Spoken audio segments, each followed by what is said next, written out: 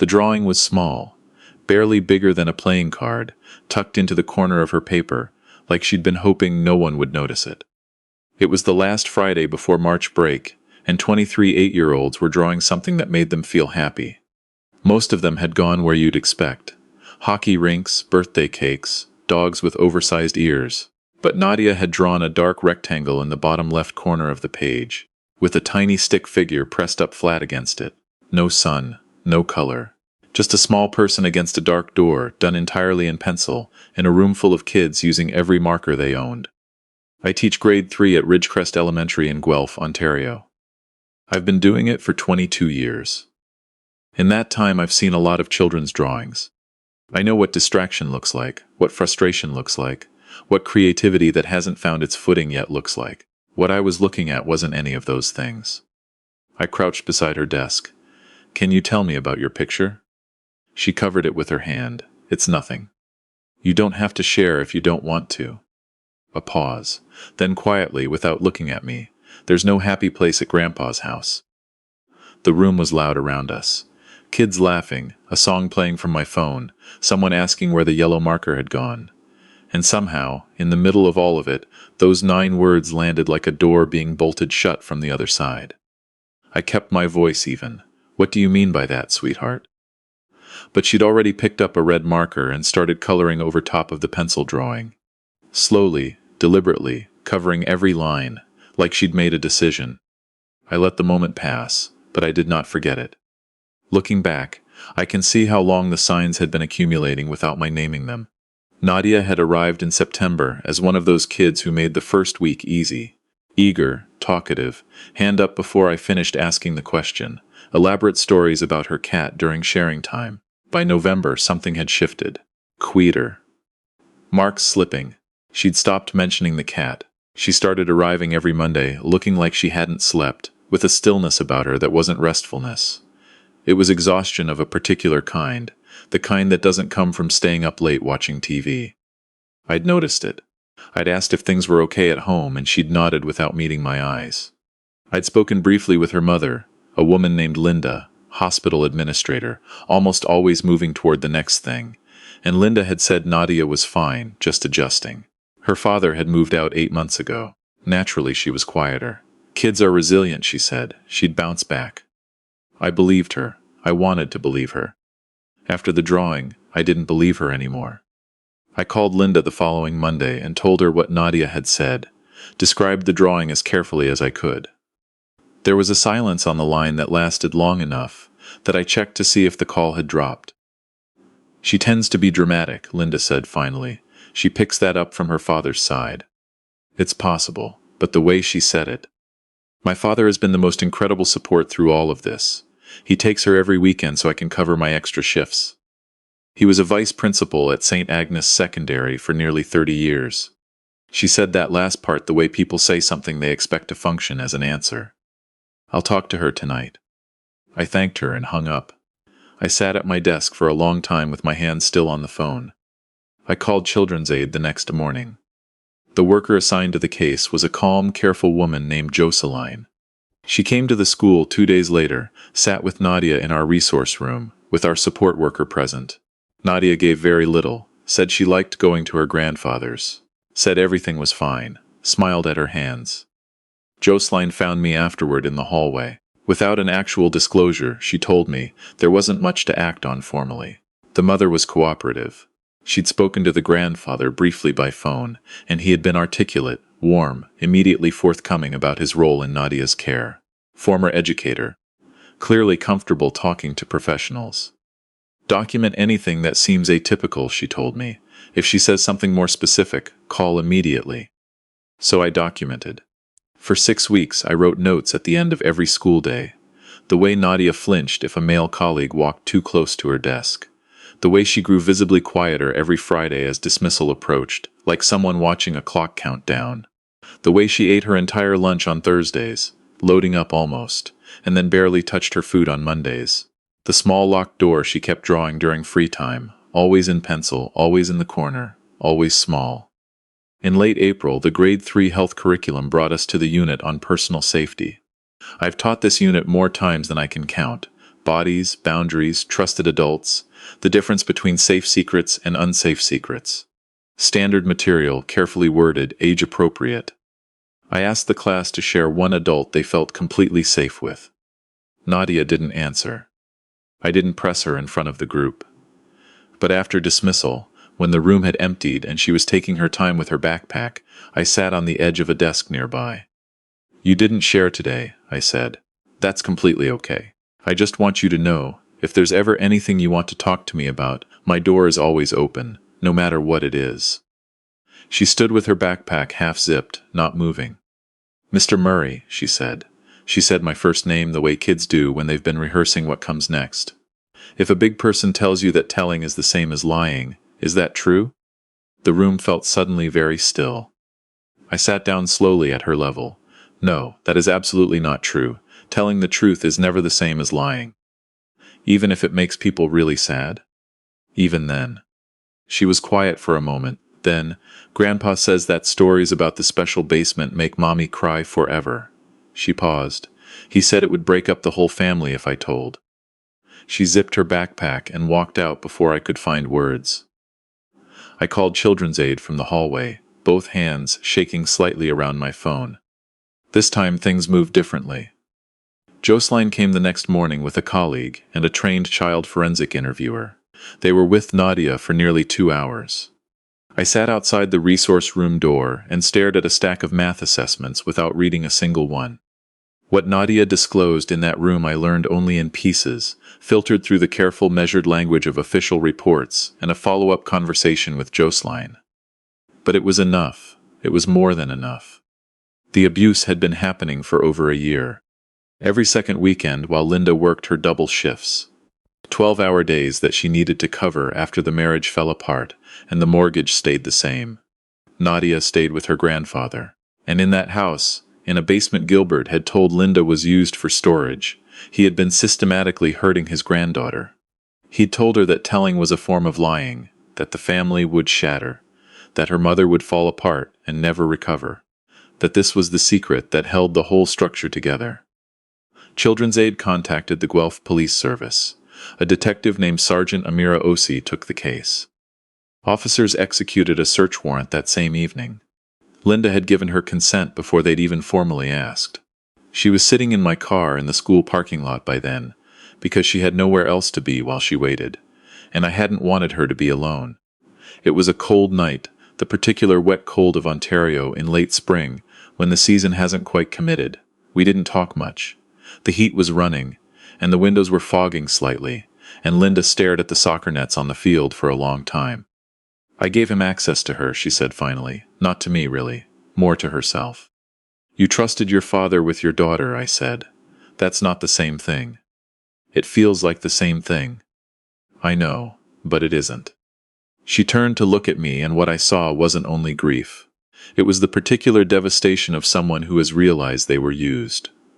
That the thing presented as help had been a mechanism of access. That their own exhaustion and love for their child had been weaponized against that child. That's not a feeling that goes away quickly. Maybe it doesn't go away at all. "Did you know?" she asked me. "When you called the first time, did you know?" I suspected. I was afraid I was wrong. "I wish you'd been wrong," she said, and then immediately, "No, I don't. I don't wish that." What the officers found in that house I learned gradually over the following months, through the investigation and the trial. A finished basement with a separate entrance Gilbert used. Not the access Linda knew about, which connected to the main floor utility room. Soundproofing behind the drywall, the kind a homeowner could install during a weekend renovation without anyone thinking twice about it. A locked cabinet. An older laptop. Items on a shelf that had no explanation beyond the obvious one. The laptop was password protected. It took the digital forensics unit less than 4 hours to access it. The documentation on it went back further than a year, significantly further, and Nadia was not the first child. I didn't know that last part until the 4th day of the trial. When I heard it, I had to leave the courtroom and sit in the hallway with my head back against the wall for a few minutes before I could return. Gilbert had spent 30 years in Ontario's school system. He'd received a commendation from the district board. His name was on a bench outside the library at St. Agnes, because he'd donated to the building fund at retirement. He had a file cabinet full of reference letters, performance reviews, cards from former students. He was the kind of man who, when accused, prompted people to say, "Not him, anyone but him, you have the wrong person." He pleaded not guilty. His lawyer argued coach testimony, improper disclosure procedures, insufficient physical evidence, a child's word against a man of impeccable professional standing. He argued that a motivated family, a bitter ex-son-in-law, a mother under tremendous financial pressure, might have reasons to orchestrate a false accusation. He was skilled and he was expensive, and he had clearly done this before. Sergeant O.C. was unflappable on the stand. She walked the jury through the forensic evidence, without raising her voice, without visible emotion, with the steady precision of someone who understood that her job in that room was to be the opposite of everything the defense was trying to create. She explained what had been found. She explained what it meant. She let the evidence speak at full volume while she herself stayed calm. A child forensic interview specialist testified about the characteristics of genuine disclosure. A pediatrician testified about the physical examination findings. 2 adults who had been children in Gilbert's schools came forward during the investigation and chose to testify about what had happened to them decades earlier. Their courage in that courtroom was the kind of thing that stays with you permanently. They had carried it alone for so long. They deserved to have it heard. Nadia did not have to testify in person. Her recorded disclosure interview was admitted as evidence, with full support in place. I was grateful for that in a way I didn't have words for. The trial ran 11 days. The jury deliberated for 7 hours. On a Thursday morning in November, with the first real snowfall of the season coming down outside the courthouse windows in thick, slow flakes, the foreperson read the verdict on all counts. Guilty. Sentencing came 6 weeks later. The judge was methodical and direct. She noted Gilbert's position in the community not as a mitigating factor but as an aggravating one, that someone who had built a professional identity around the safety of children had used that identity as cover. She sentenced him to 16 years, with no eligibility for parole for 12. His lawyer had submitted a motion arguing for reduced time on the basis of age and health.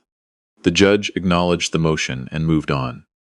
I sat in the parking garage afterward for a long time without starting my car. I was waiting for something to arrive, some clean feeling, some sense of completion. What came instead was a quiet, leaden exhaustion. Not relief exactly. More like the absence of tension after you've been holding something heavy for so long, you'd forgotten what your hands felt like without it. The hard part, I was realizing, wasn't the verdict.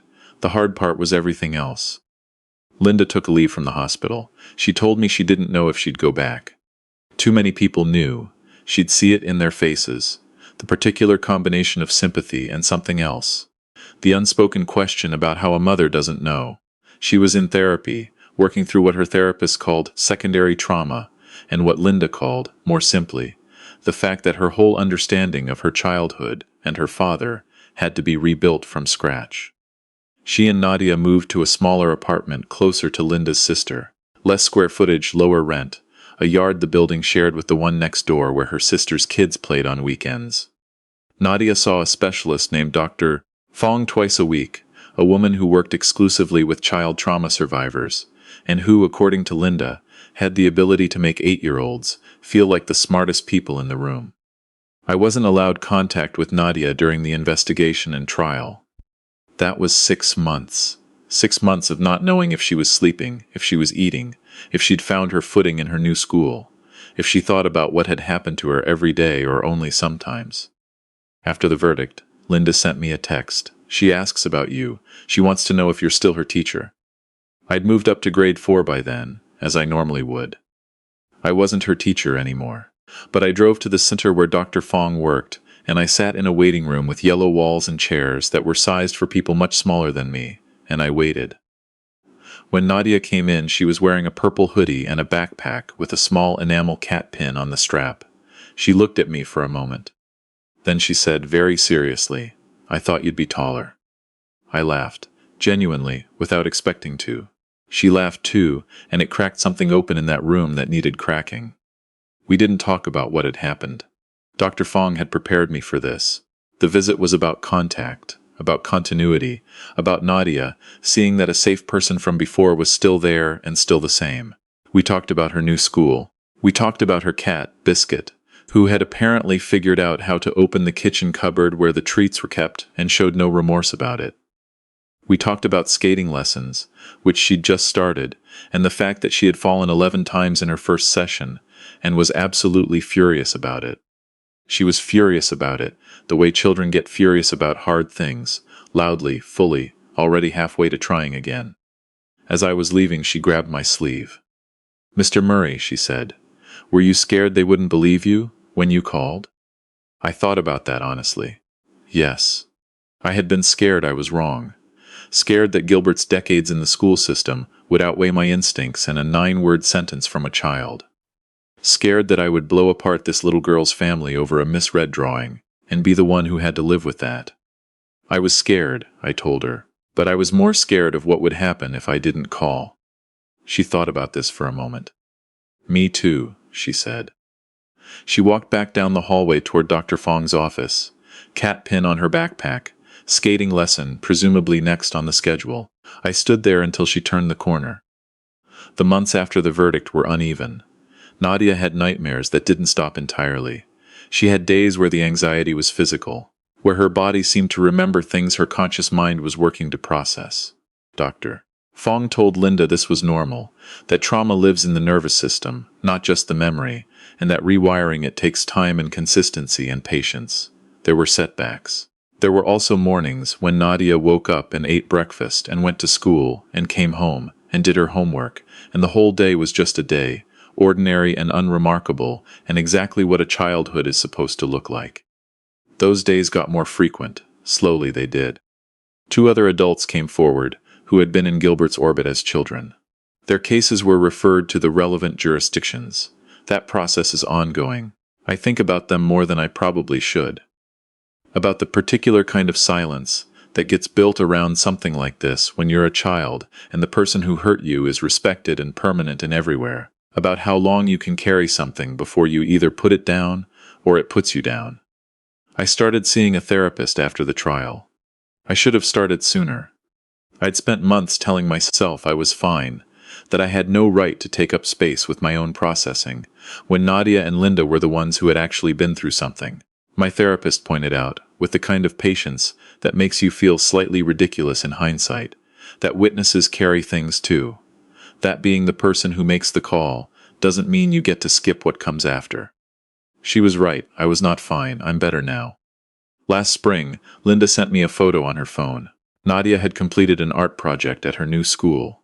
Paint something that represents change, the assignment said. She'd painted 2 rooms, one dark and cramped with a locked door, all brown and gray and closing in. Beside it, a larger space, open, full of pale light, with a window looking out onto a yard where a small figure played with a cat. Between the 2 rooms, a single door, standing open. I have that photo in my camera roll. I look at it on hard days. Here's what I want to say, to whoever needs to hear it. I am not a detective or a social worker or a child psychologist. I'm a 49-year-old grade 3 teacher in Guelph who burns his lunch in the staff room microwave and has been meaning to fix the eaves trough on his garage since October. The only exceptional thing I did in this story was pick up the phone when something in me said a child was not safe. You do not need a credential for that. You do not need certainty. You need to trust the cold feeling that arrives when a child said something that doesn't fit. The flinch, the drawing, the 9 words that don't make sense unless you allow yourself to make sense of them. In Ontario, any person can contact the Children's Aid Society. You don't have to be a mandatory reporter. You don't have to have proof. You have to have concern, and you have to make the call. Children do not speak in metaphors about places that hurt them. When a child tells you something with her hand covering the paper, with her voice barely above a whisper, with her eyes on the floor, she is not being dramatic. She is using every ounce of courage she has inside a body that has been told repeatedly that telling is the same as betrayal. Believe her, then make the call. Nadia is in grade 5 now. She texted me last week, a photo of Biscuit sitting directly on top of her homework, which she said was absolutely intentional because he always knew when she had a test coming. I sent her back a photo of my own cat, doing the exact same thing to a stack of marking I hadn't finished. We agreed that cats, as a species, have very consistent views on academic deadlines. She's going to be fine. She's already more than fine. She is becoming, slowly and on her own terms, the full version of herself. The version that was always there, waiting on the other side of the locked door. That's the only ending that matters.